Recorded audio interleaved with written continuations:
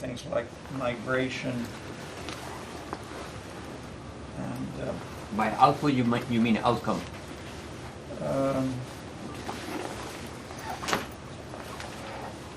um, depends on how those terms are defined. What I'm stressing here is government policies, like laws passed by the city council or the national government, or budgets, amounts and types of expenditures. But sometimes there are other terms that may be used, such as impacts and so forth, which may include both what the government does and the citizen characteristics. So, for example, people naively often talk about cities with good schools, imply that the school makes the test scores or the percentage you go to college or whatever, ignoring, this is a good general point to take away, the main impact of, the main measure, if you will, of college success, test scores, is not what the schools do, it's what they the students, when they come in, it's already in their heads. It comes from their parents, it comes from their use of the media, it comes from their peer group friends, and the continuing activities where they are involved with social media, sports, music events they go to, and how all those things fit together. And so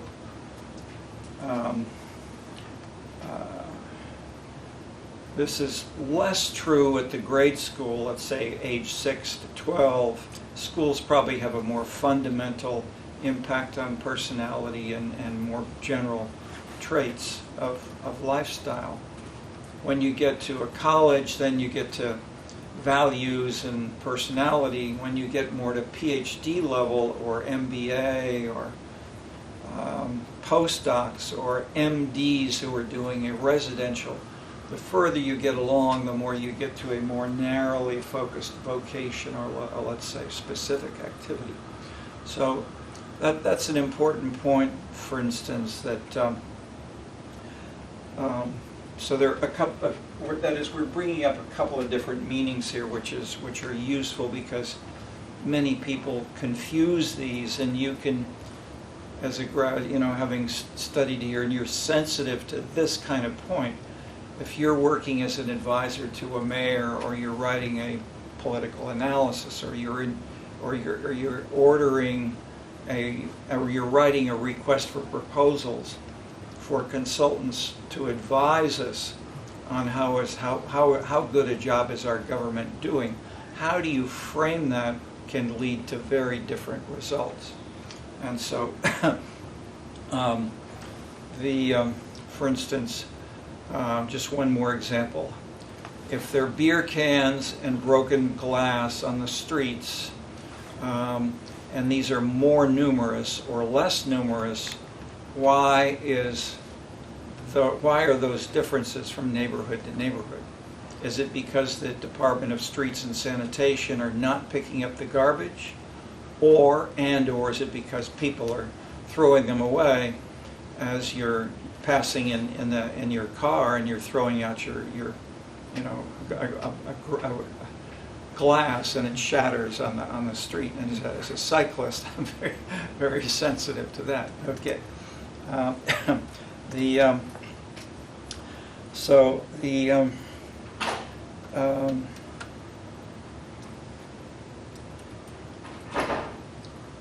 a related literature for 20 years or so, and I've mentioned Aaron Vildovsky and his studies of Oakland, California.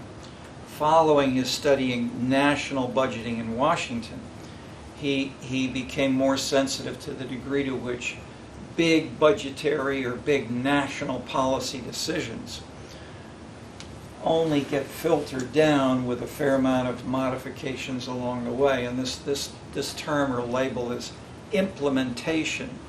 And as showing this friction, we can call it, there may be in some cases, simple, straightforward payoffs. So people need to be bribed in order to get the truck to deliver the stuff on the truck to get from the train to your factory or to your government agency, etc.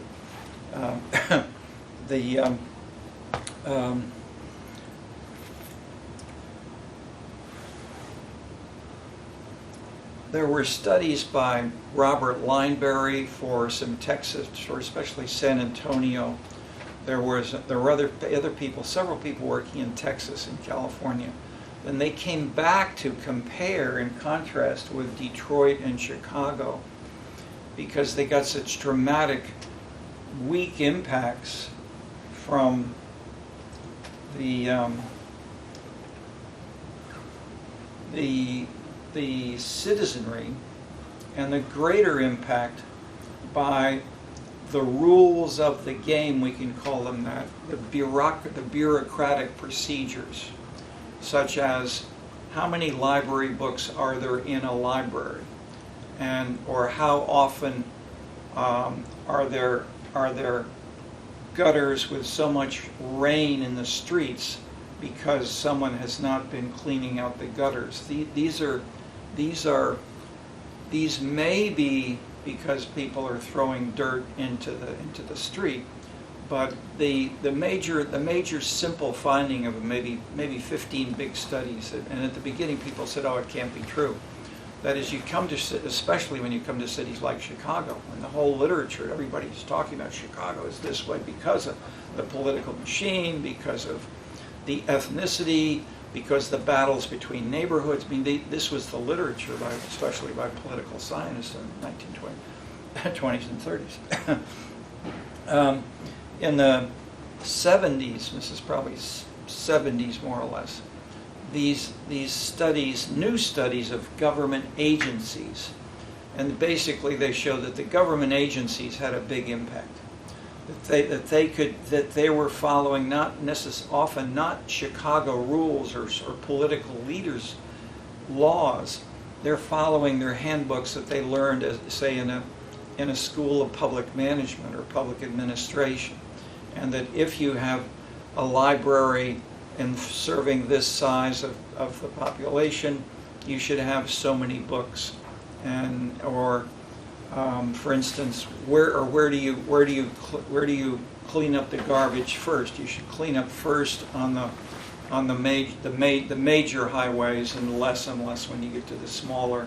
So when we have snow or ice in the winter of Chicago, this makes a big difference. If you just leave them as ice and snow very deep from the smaller streets, whereas the bigger ones, you can still, you may be able to get along Lakeshore Drive as if there's in the summertime, because there's so much salt, there's so much plowing and so forth, etc. Okay, so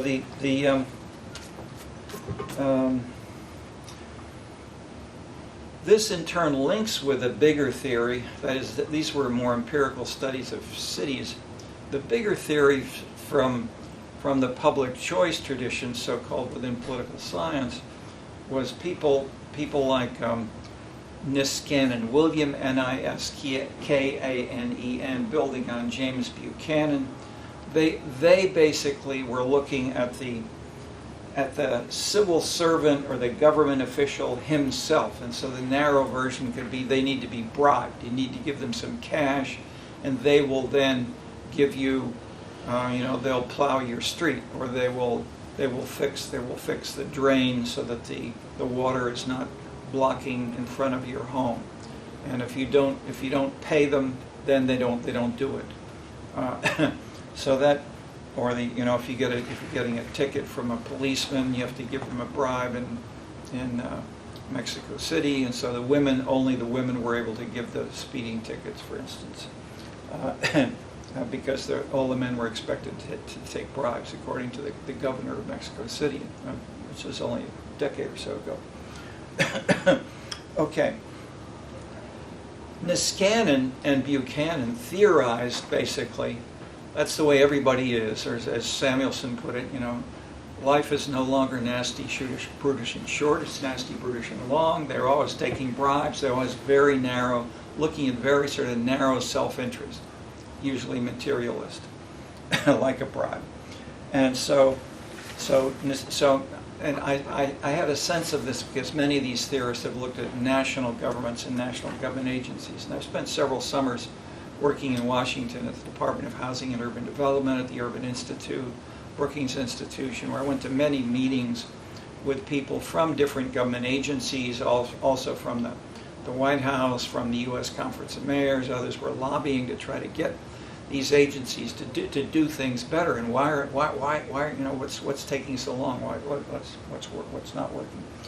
Working inside of HUD, the Department of Housing and Urban Development, I had more and more an explicit sense of battles and competition among the agencies. So the Secretary of Housing is fighting with health. The health people are fighting with the housing people, et cetera, et cetera. And so they want a bigger budget, they want to have a higher building, they want to have a newer building, they want to have, it sounds trivial if you will, but this is what Niskanen basically was generalizing from. And when you get to big, say, some of the big cities with huge budgets and some huge allocations, it's, quote, easy to pass out a few of your friends, 2% here, 3% there, et cetera, but this is what led to, it got so bad for Italy, for instance, that the Italians voted out the whole party system for after World War II, after a couple of decades of that. And so instead of having three main parties, the Communists, the Socialists, the Christian Democrats, you had 30 different parties, and the media playing a bigger role. Okay. And something like that happened in France. That is, corruption then was labeled as a major driver of major policy changes. And this is also being discussed right now around much of the world, from West Africa to China. There are big corruption and anti-corruption agencies and activities. Okay, so what to do about that? One theorist, sociologist, was Michel Crozier.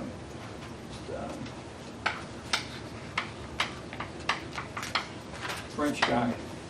And he came to Chicago for a while. He taught at Harvard for a while.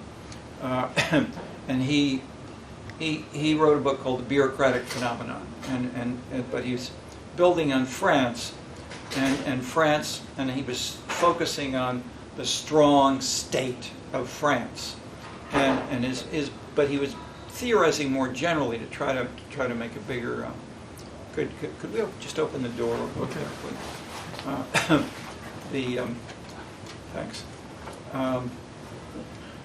His basic point was the hierarchy you often experience as a lower level normal customer. You're going into a post office and you want to get some stamps or something. You stand in line, and this is not. It's terrible in the U.S., but it's similar in some respects, and sometimes even worse in Italy or in France, I would say, as someone walking in the so what Crozier stressed was this is normal, and that there are people who have their own narrow self-interest within the agencies, and so how can you change it? His basic answer is make a small revolution. Wait till it gets bad enough that you can isolate, pinpoint, identify the scandal, and then say, well, we've got to change the whole system. And so within France, which I'd studied, say, for my PhD and some later work, was where and how did big changes take place in the French state and in French university sections and research sections, as well as how strikes were settled. And a common solution for France, and which you can also have, but I'm using because it's so visible in France, is instead of changing anything in the main institutions, you build a new institution next to it. So instead of saying in the mid-19th century, when the French were really behind the chemical industry, the Germans, and behind the Americans building railroads and the taking off of industry in a serious way, the French said, you know, we've got to change, and we've got to have some expertise in these areas. And their answer was not to add research and development or how to do better chemistry within the university, teaching and lecturing on the university. They built a whole new institution for doing research, and it's called CNRS. It was later called that. It had a couple of different names, but basically its goal was research, learning, knowledge, and building a better knowledge base, especially things like chemistry in the late 19th century. But earlier on, these had been academies, so these went back to Francis I. The French and the Italians built these academies, which you still have today in China, in Eastern Europe, and so forth, which you did not have in the more open, democratic political systems. But these were aimed to have the king be advised by these academies. Okay, so that's a little bit of the that is, it's not a descriptive institutional interpretation so much as saying there are dynamics here where we can understand where and why these dynamics lead to changes in the way that policy outputs flow from different political systems and different combinations. And so another example that we took as a mainstream, a couple of sections, a couple of weeks in the class, we dealt with Lipset and Rokan, and with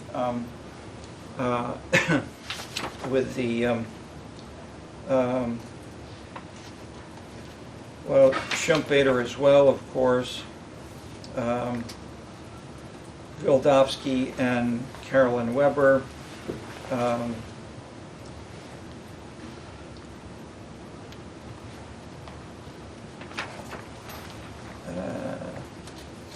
the collaboration with Rokan going back to okay. The one way is that in terms of one linkage is to Marx. So in terms of political sociology, Marx certainly was important historically, for sure. And the simple way of that, Lipset moved away from his book Political Man, which was a secular Marxist book stressing class conflict, economic over occupational access to the means of production, and so forth. With Rokan, they added two new dimensions. Region, such as rural-urban, and language, such as a linguistic or an ethnic minority or regional differences.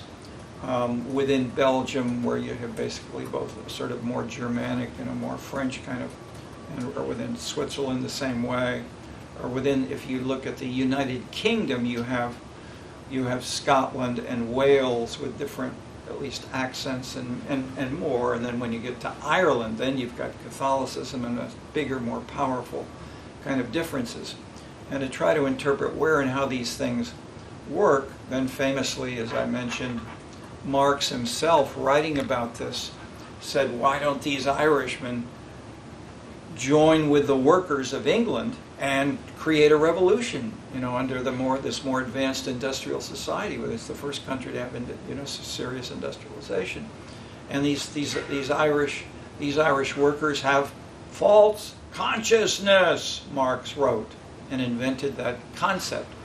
And false because of not following Marx's theory. Okay, so and so Lipset and Rokan 100 years later basically say these are rationales for different kinds of political activity, and one can be ethnicity and language, one can be the geography, such as being on an island or separate, physically separate from England for the most part, a little bit up there at the north, but That is, these three kinds of dimensions are an extension of Max Weber's idea of class, status, and party. You can go on and have, indeed, language, regionalism, ethnicity, these kinds of things, as well as the occupational income kinds of traditional class dynamics. And so the part of the reason that England was so different from France and Germany that they stressed was multidimensionality. Not one factor was the driver. If we flash forward in part to want to, at least I don't want to go too. As I'm giving you the bigger framework, well, let me focus a little more on some of these specific readings, and I'll just say in terms of the bigger framework in some of these readings, it's the Tilley paper is called Cities and States in World History. So he's got a bit of starting with 3,000 or 3,000 years ago, 5,000 years ago with Mesopotamia. They had states as well as cities roughly at the same time, and they were fighting with each other. But they also had one king, one leader who basically was praised as good and honest and fair, in contrast to previous and other possible kings and so forth. So that idea of reform goes way back, long before the ancient Jews even, carrying up to where we are in Israel right now and on the the U.S. campuses in terms of these sorts of moralistic concerns. So what Tilley does, nevertheless, he starts with that kind of example, which you could consider moralism and so forth. In fact, he briefly discusses Lipset and Rokan and the others, but he says, I'm going to present a new interpretation. His new interpretation is really not all that new. The basic idea is to stress the military, that the state, the strong state, comes from the goal or the concern to have an ability to fight a better war. And so one then application which Rokan and others, certainly many other people said that before Tilley, said that France and Germany were more on flat countryside and they were easy to invade, and therefore they needed a state with a stronger army to protect themselves. Whereas in Switzerland or England, did not have to protect themselves because they were safer because of the mountains or the English Channel, which kept them away from possible invaders. So that kind of geographic causality, this could be, as I've said over here, climate or geography. These were often cited in many earlier studies or studies that cover the last 2,000, 3,000 years, such as historians. Here, there's several historians here have done that sort of thing, and they'll often start with geography, rainfall, temperature. I mean, if you're in northern Norway, you're shivering all the time. It's different than if you're in southern Italy, and so people tend to hang out nearby. But that in turn tends to maybe reinforce individualism in the separate homes in the north versus the crowds that assemble more in the south. I mean, that was a widespread kind of concern. The Question. Yeah, let's go ahead. Yes. Okay, you just established the connection between crowds from the south, yeah? Yes. And being less individualistic than the ones in the north, yeah? Yes. Okay, so can you now expand on the connection with authoritarian versus communal? Yeah, I would say that that's not so easy. That I would say it's a loose enough connection that I wouldn't try to make it. Because the societies that are more communal, yeah, in our readings, they tend to have better outcomes, yeah. But I mean, you. That's what we read here, right? I mean, Hitler came from where? I mean, Germany has both individualistic and communal parts within Germany. Italy had both. South and north. Well, with it, and so let's get to that. We can talk about that north and south for sure. But just within Italy, they had city-states that were critical, and they were some of the earliest semi-democratic institutions. That is, places like Genoa, Florence, and so forth, central and semi-north. Yeah.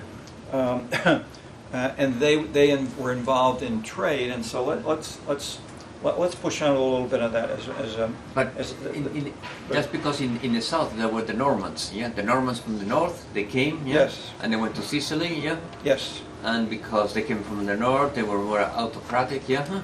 Okay, now let's be careful. They came from the north, but I would say they were not necessarily autocratic. That is, many, for instance, there's a just for example, the biography of Dostoevsky, one of the most important novelists, literary persons, philosophers of Russia. And the biography of him by his daughter stresses that he was of a Russian mother and a Lithuanian ethnically born father, and that the Lithuanians were basically culturally heavily influenced by the Normans. And the Normans and the Lithuanians would often adapt to their surrounding culture. They did not try to impose a Norman culture on them. Instead, they would look for, and two examples could be William the Conqueror, who went from Norway and Sweden, went to France, lived in Normandy, then they conquered all of England. But they did not impose one political system on. They built compromises, and they had a more federal decentralized political system from the beginning, and it worked in a relatively successful political system. So, and then of course, okay. So, but then let's talk more about Italy. If this is any. I mean, you have a bit of my adding a few variables suggests that we don't have a clear linear relationship to two or three things. But let's talk a little bit more about the two readings. Or let me synthesize and say, if we go through these kinds of factors, which earlier writers, maybe 500 years ago, 800 years ago, they more often stressed climate and geography, and maybe those were, in fact, if you will, if we had a good way of measuring these, comparing systematically, maybe these did matter more when everybody was poor, there was minimal transportation, there were no roads, and people were more localistic, and in that way, the physical structure and the temperature, the rain, these may have had a bigger impact than we have today with these these super fancy tractors where they figure out they figure out how much to squirt fertilizer on the left or the right, and how much to plant seeds and so forth and so forth. It's all done super fast and mechanically. Okay, so as we move forward, the two big things which are stressed in the two readings in this section are really Gorski and Putnam. Let's talk a little bit more about those. Be sure to get a little bit of points about here, and then we can go with other things, or either what you want to discuss or any of the readings. Okay, Putnam we've run into, of course, in Bowling Alone, and I pointed out that I've said it's a crude, simple, but his most popular book that gave him a big public reputation.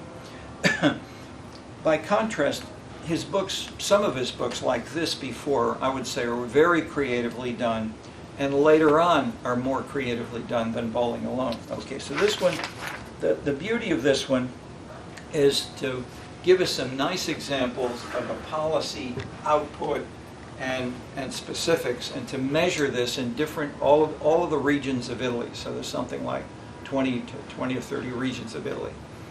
And so what he did, we're working with two Italian collaborators, where they'd send letters to the government and said, could you please send me back this form? It's a fairly straightforward request to give, just please send me the form.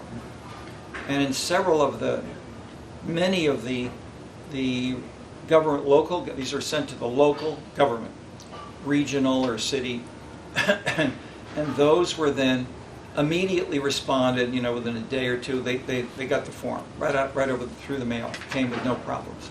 As they went further south, and they were in Sicily and so forth, they got nothing. They sent a second letter, they got nothing. They sent a third letter, they got nothing. They then went in person and said, could I please get the form? And they would say, oh, what form is that? And then, or then maybe, we don't know if they said, who do you know? We don't want to know what nobody sent me. But basically, either we don't know you or you haven't given us any money. And so, in that sense, but even there, I think, I'm not sure if they actually tried to pass cash, and even that did not work. That is, the basic point was the local government intransigence was huge. And so earlier on we can talk about the Normans, but in the last 100 years plus, with earlier roots, the mafia. So the mafia was there, and mafia was there wanting to extract money from every single business, every single set of people. I mean, they would say, and say maybe have 3 guys would show up, knock on the door, and then they do things like carry a statue. There's a statue, elegant statue, carrying it there to the door, and something which is part of Italian local history, and say, we want to preserve the beauty and the comforts of here in Naples or here in Palermo, and we want to protect you from people who are not really respecting our history and culture. Don't you want to be protected? All you need to make is a small contribution, etc.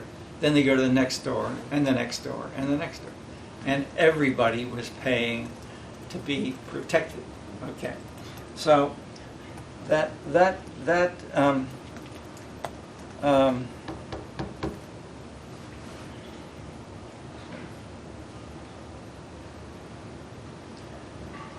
nice from a social science standpoint that we've got variations within Italy.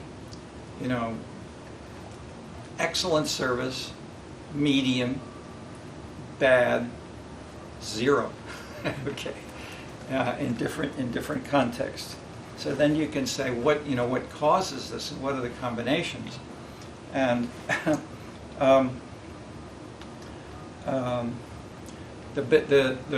one person, the one name, one word answer is Tocqueville.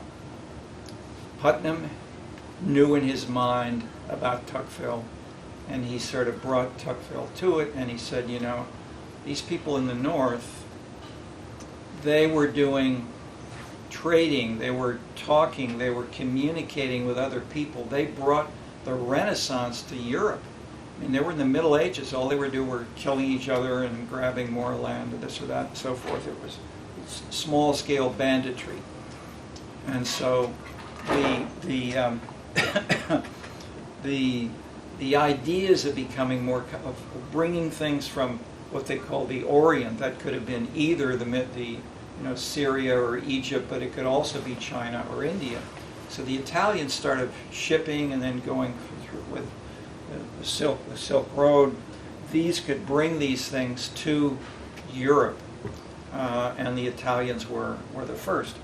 But it was mostly these cities, these trading cities, that began to facilitate it, and then they began to bring in and make wool or textile, to weave textiles in a more subtle way. And Florence was particularly successful in doing this. And there was one family, Medici. the Medici. The Medici. Okay. So the Medici started out with a little bank, and it grew, and it became the biggest bank in Europe. And they made loans, not just to the local people who were textile folks. They made loans to the King of France, you know, to people all over. But when they went to the King of France, they've also knew and they've had experience, and they said, well, you know, you often don't repay your loans, and so if you want to borrow, you're going to have to pay 52% a year. 52%? You're untrust. You know, they didn't have to say it, but you know, you're not a good investment. That is, you're a risky investment, and we need that.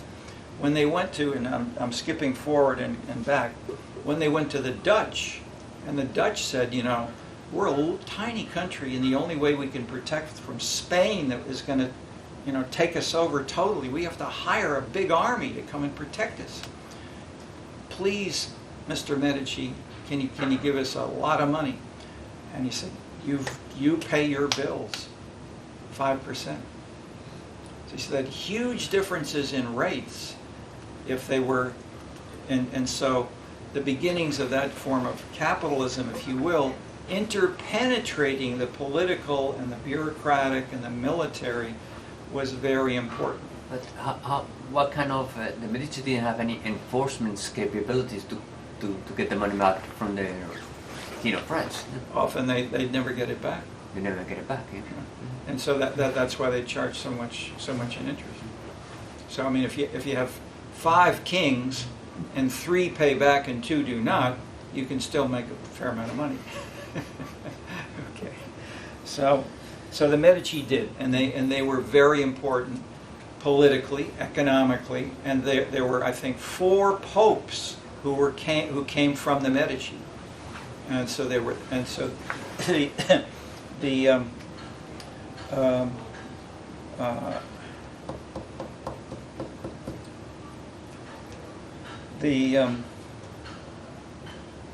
so Putnam stressed the history of these particular cities, like Florence, Genoa, Venice, that were trading cities, linking with the ideas and the new ideas from the East and the rest of the world, as well as then it soon was the ancient Greeks, the ancient Romans, and then linking those more explicitly, and then to say, you know, we'll have a Renaissance, new civilization. And I'll add, the Medici also sponsored people like Leonardo da Vinci, Michelangelo, many artists, many architects, many people who built big and beautiful things, as well as creative types of, you know, putting in pipes or putting in colosseums or things of that sort.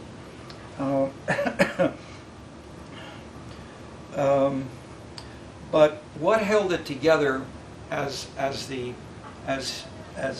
Putnam and then building on Tilly and the others pointed out, was they were not just autocratic.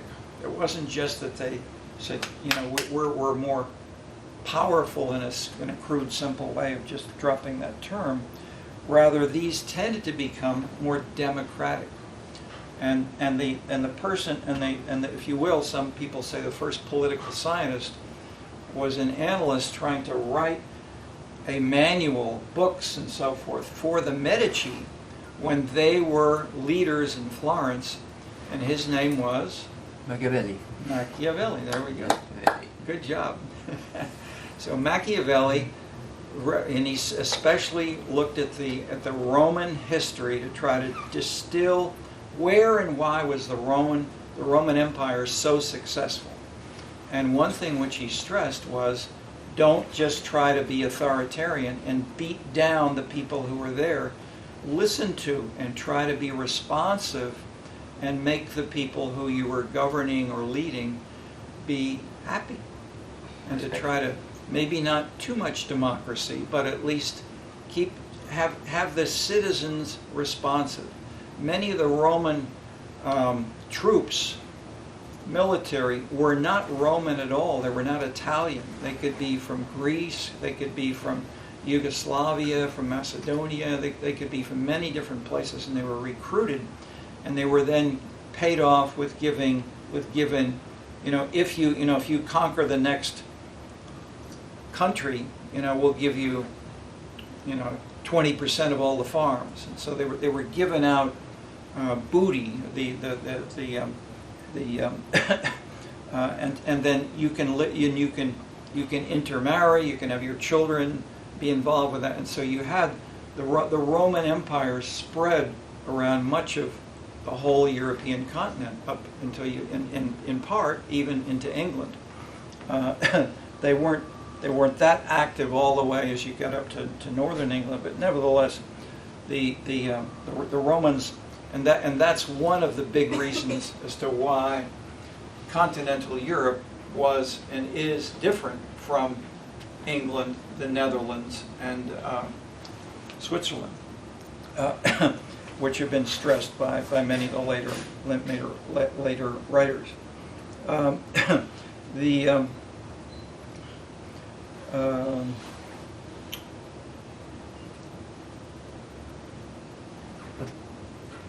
Didn't the Mongols do the same thing?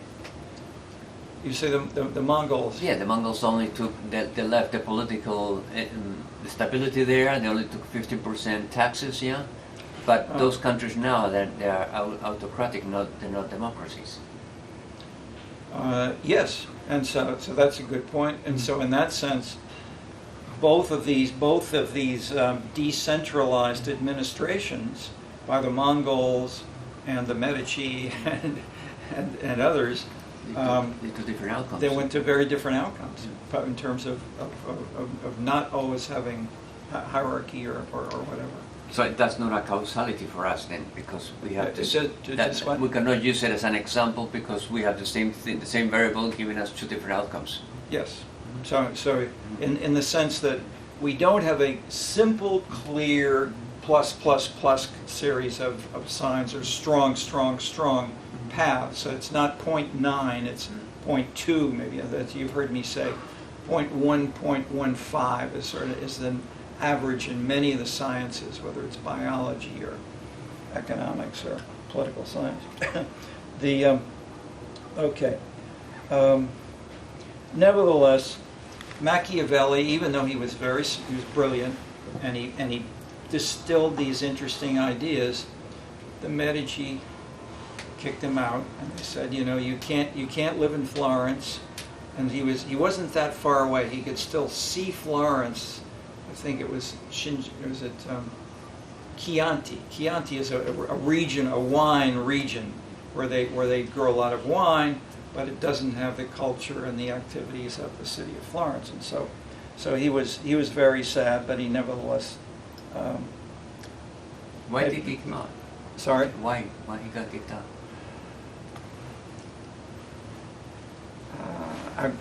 I would say let's keep going for. There are too many details.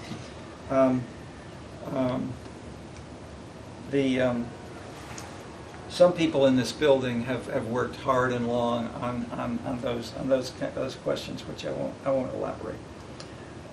Just as it's easy to, but I'm trying to stick with the big some of the big questions. Okay, so if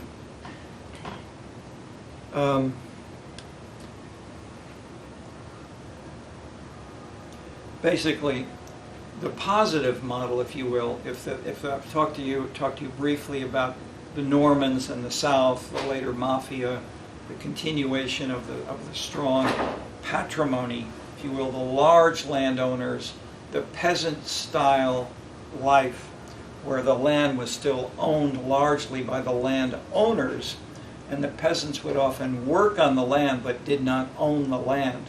Whereas in France, peasants did own some of the land, and that kind of difference in ownership or access to the means of production was stressed centrally by the Marxist interpreters of some of this. Okay, given that, and so what Putnam has added was where and how were these differences found within Italy in the north? And the simple answer was because the city-states were more participatory, and they had basically an elitist democracy within these city-states like Florence and Venice and so forth. And that these had to be, these developed also neighborhoods and groups that worked with each other, and then Putnam has data, say, on even mid-19th century cities had to have many larger numbers of civic groups that joined together neighborhoods and individuals in ways that helped to build something like what we have trust in Massachusetts in the way that Tocqueville wrote about them. Okay, so in a sense, I'll push on and say that's the background. Let me push on to Gorski briefly. Gorski came along and said basically, most of the literature on the rise of the state and how these things become big and strong and so forth, and people like Tilly especially, he said they're much too narrowly focused on the military and violence and control. And he said, instead of looking at the top and the military leaders and the top political elite, instead, if we want to understand the modern world, 20th, 19th, 20th century and earlier, we need to look at people at the bottom. Who are the people, that is, why did Napoleon become so successful in conquering all of Europe fast and going into Russia, going into Egypt and so forth? And the answer was because the citizens were so engaged, they were so patriotic, not patriotic in a narrow nationalist sense. They believed they were spreading truth and new ideas of moral life, equality, fraternity, etc., democracy. All these things were taken, and we're going to destroy the old feudal order, which they did in Germany, and so people like Hegel and Beethoven thought he was wonderful. Okay.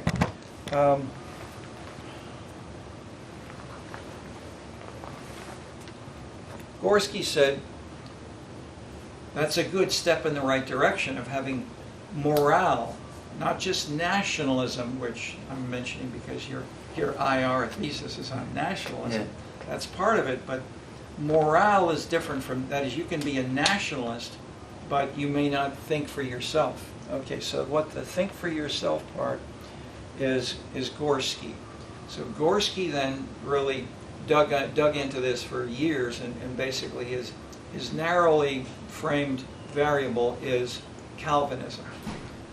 Not so much Tocqueville, not just civic groups, but some of the Calvin, and so he illustrates this best in two chapters. One was on Prussia and one was on the Netherlands. In Prussia, Frederick the Great became the emperor of Prussia. Germany was not unified, it was a separate state. And so he found that there was corruption. He was found that the civil service, the government officials, were taking bribes. Many of them were Catholic, or some of them were Lutherans. And he said, okay, if anybody who now works for the government for Prussia, if you were caught taking bribes, you will be hung.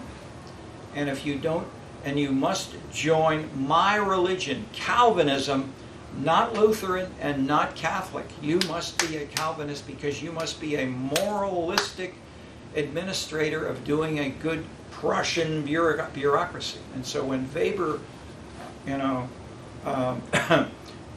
hundreds of years later, wrote about the ideal, the tight, organized, hierarchical, tough, but also fair and structured bureaucracy, the Prussian example was widely used.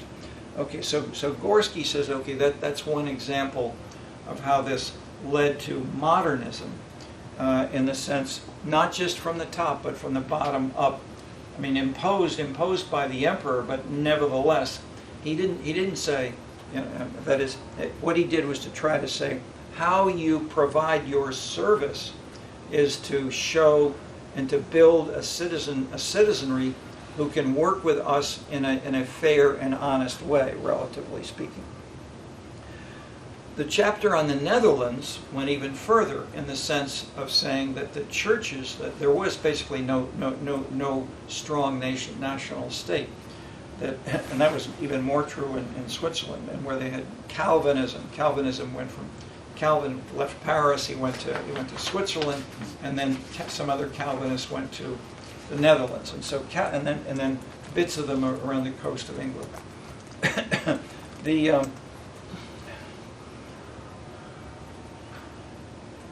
Poverty, the handling poverty was the most dramatic. All the major countries, England, France, Germany, they had poorhouses. If you stole a plate, or 2 spoons, they'd say, okay, you get three months in the poorhouse, jail. Tough. But then when you went to the poorhouse, you'd meet some other people there. And they were better at stealing spoons and stealing more, and so crime kept going up. The Netherlands did the opposite. No poorhouses. No people labeled differently. Each church, each family would adopt a criminal, or a would-be criminal. And so they would help them find an ethical, religious, good way to live well by having them learn to live with a Dutch family. And they're treated as children or relatives and cousins and so forth in ways that crime was minimal. People trusted. Women in 1400 would walk alone at night, whereas in France or Spain or Italy, a woman would never go out in the midday except with an armed guard, because of risk was so much higher. So in that sense, the Netherlands was very, very different in terms of trust among average people. They, in their churches called Calvinists, basically, they also had branches within that. The citizens chose the leaders of the church, and what their names were the same as what they're now called in the city of Chicago, ironically. Aldermen. They're not called city council members, they're called aldermen, and these are the leaders of the church.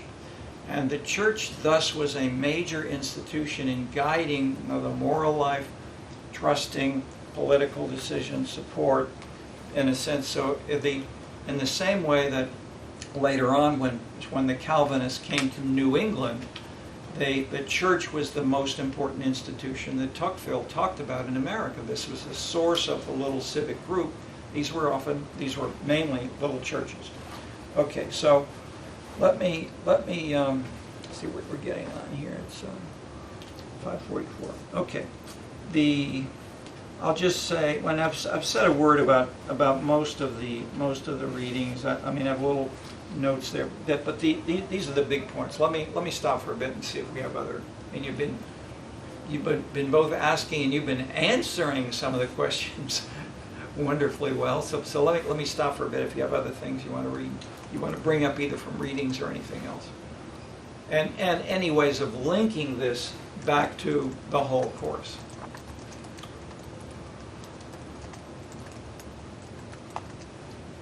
I like your joining the morality and nationalism together, and in the Netherlands it kind of splits apart. Mm-hmm. It's the only place that splits apart. Splitting apart. Switzerland even further. Switzerland had virtually no national government. Yeah, but Switzerland is mountains and the Netherlands is flat, so geography cannot be a cause. Yes. So in that sense, it's more dramatic in the Netherlands.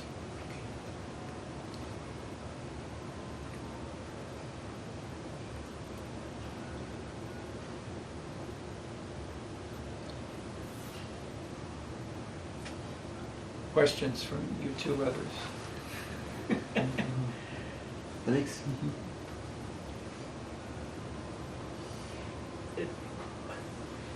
I wonder what you think about the general peninsular quality of Europe. The general what of Europe?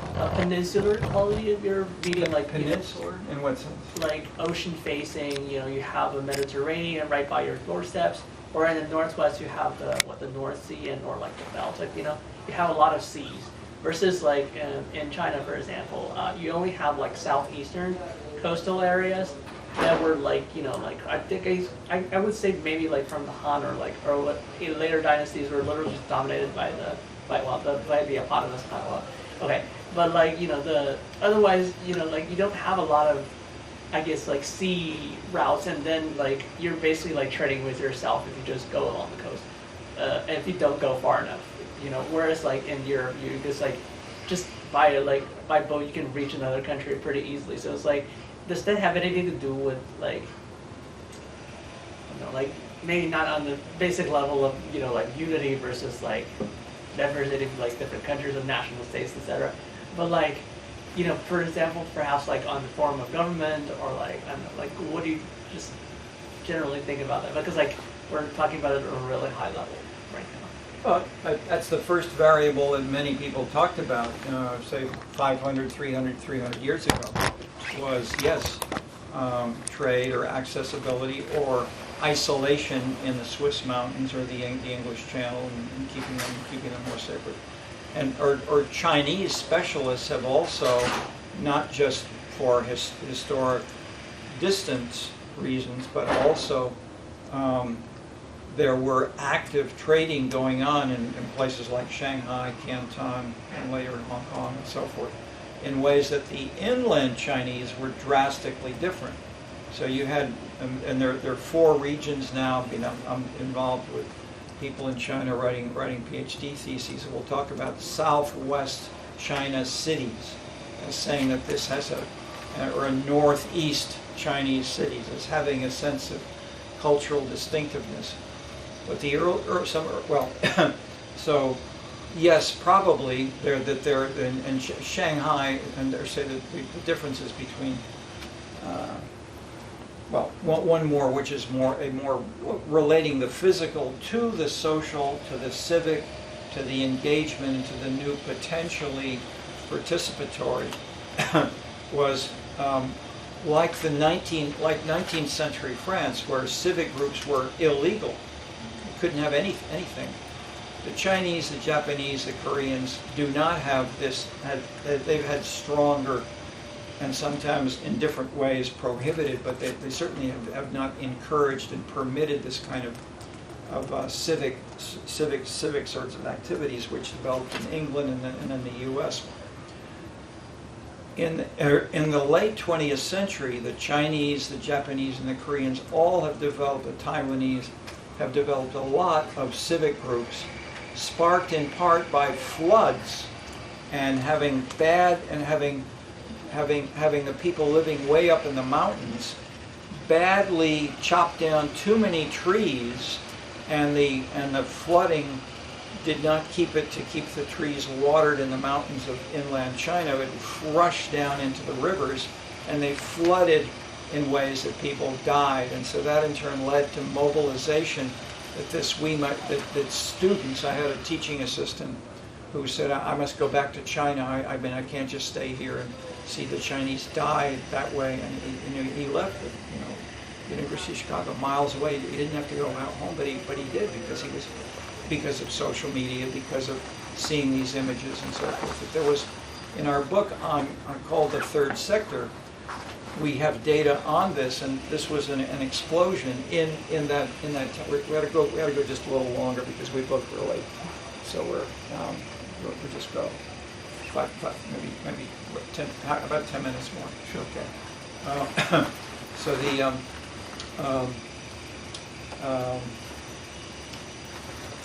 so yes, I'm agreeing with your observation. Yes, it also is valuable for differences within China as well as contrasting others. That China is in part a great relatively flat countryside. So Genghis Khan could, with his horsemen, march across and conquer China in ways that he conquered central parts and northern parts of Russia. Well, although Russia was not a nation. but did not go into India, did not go in because there's so many mountains, and Genghis Khan's troops were horseback traveling, and they never had more than 100,000 people, many often smaller than that, but they could conquer. Okay, so yes. So Gorsky's, I mean, the bottom line for Gorsky, as well as many of the others, was quiet down. Okay, that's good. They hurt me.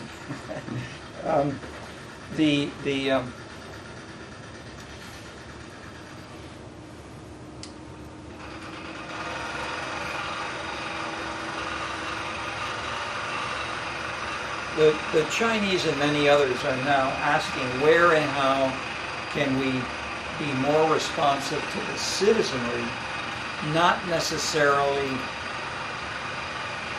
doing what the Russians did after the Berlin Wall went down, where they said, you know, we're going to give up the Communist Party, we're going to give up the structure of the political leadership, we're going to, and so they considered many to be anarchy, and so the Chinese basically took the Russians as a bad example, but nevertheless, I would say the Chinese in the years since then, especially with social media, with more education, with the economy being so brilliantly successful, that the Chinese are now moving toward a consumption society, and that also, and is have many more people are going to universities.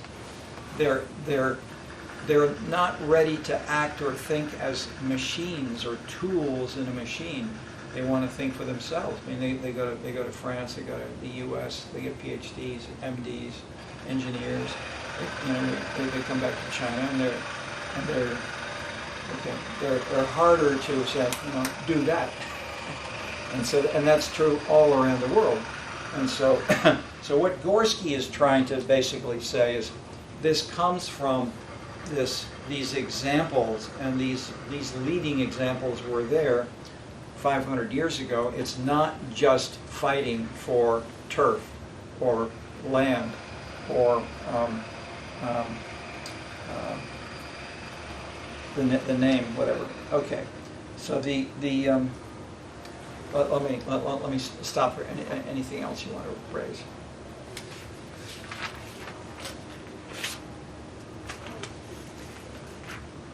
Just one final one. You talk about when people were swimming by. Does it need more power as a light? Yeah, it's okay. No. Okay, there, go ahead. Yeah, you mentioned that if there were poor people, yeah, they were not very organized, yeah, it was easier to get an autocratic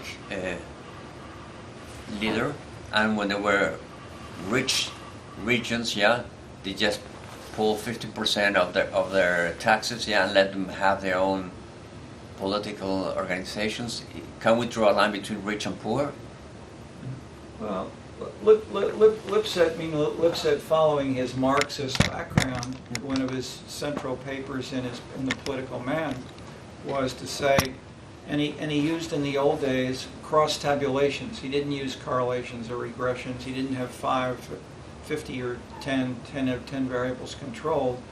So he showed that, yeah, more often you tend to have something like that. But as the decades would then go by, and I was at a conference at Harvard where we were celebrating Marty's work. We had people there who were doing fancy work from Harvard and MIT and elsewhere, who were using up-to-date statistical analyses, and were saying, well, that paper is pretty weak statistically, even though it looked. And certainly money makes a difference, but then the sort of corollary is the more money you have, the less valuable, the less it has an incremental impact. It's at least something like a log file rather than that is, if you have $10,000 more, if you're Bill Gates, you have $10,000 more, you wouldn't even take the time to put it in the bank. Okay, maybe. We give it to someone else to do, at least to do that. So so if nothing else, I would say, why don't you, instead of just saying that, think about what the kinds of things that Max Weber or the later Lipset and Rokan would look at, those other things which go together with modernization or with socioeconomic status or education, so stratification there, so that what used to be a tight image of high to low, or which you still got in Bourdieu, you get to stratification, which can be in terms of which dimensions,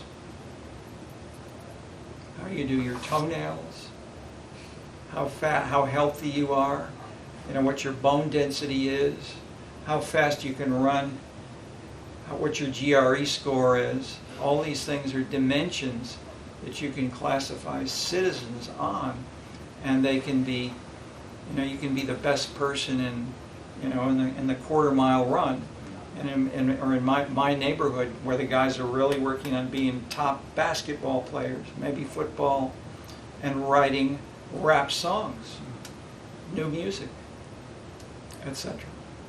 And you look at the incomes. Who get some of the yeah, okay. If I didn't ask this already, how many of the top 10 top 10 persons who earn the most money in the United States, as of a couple of years ago when I read a paper just on this? Music. What proportion of these richest Americans, or maybe, I guess these are Americans, how many are African American? 1, 0. You'd think maybe probably 0 if you read the New York Times and Wall Street Journal. Well, like 4 out of 10. Michael Jordan, Michael Jackson, Oprah Winfrey, and Magic Johnson. So they're all involved in consumption, sports, media, and they all were generally quite poor and modest in starting out. But Michael Jordan was interviewed several times, how'd you get to be such a fantastic basketball player? What do you do? If I believe, I can achieve. It's right out of Calvin. Okay. Shall we end with that? I wouldn't necessarily say that we need to endorse religion or Calvinism per se, but as Max Weber put it, a couple of 100 years ago, it made a big difference, and we now live within this iron cage, and it now includes cell phones and cars and everything else. Multi-causality, multi-dimensionality, and thank you for participating, and we look forward to more.